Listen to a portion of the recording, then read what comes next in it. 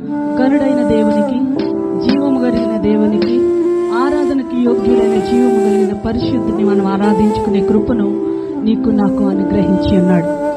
చక్కటి రీతిలో మనం సజీవ రెక్కలో ఉంచి ఆయన సాక్షులుగా నిలబెట్టుకొనడానికి 6 దినములు కష్టించి పనిచేసి 7వ దినమున ఈ రీతిగా మనం ఆయన సన్నిధిని అనుభవించే కృపను మనకందరికి అనుగ్రహించి ఉన్నాడు.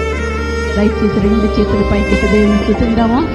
మనసారా దేవుని స్తుతిస్తున్నప్పుడు, ఆయన సన్నిధిని అనుభవిస్తున్నప్పుడు హృదయపూర్వకమైన ఆరాధన, ఆత్మతోనూ సత్యముతో ఆరాధించు వానికి నేను అతి సమీపముగా ఉంచుతున్నాడు. ఏమన్నారమ్మా? మరి ఆ సమీపస్తులుగా ఉండడానికి నిన్ను నన్ను ఏర్పాటు చేసుకున్నాడు. నా కుమారుడా, నా కుమార్తె, ఈ దినం, ఈ సమయం ఏది అక్కరకున్నదో, ఏ లేమికైతే నువ్వు ఉండి ఉన్నావో, ఏ బాధలో అయితే నువ్వు నిలిచి ఉన్నావో, ఏ అనారోగ్య పరిస్థితులు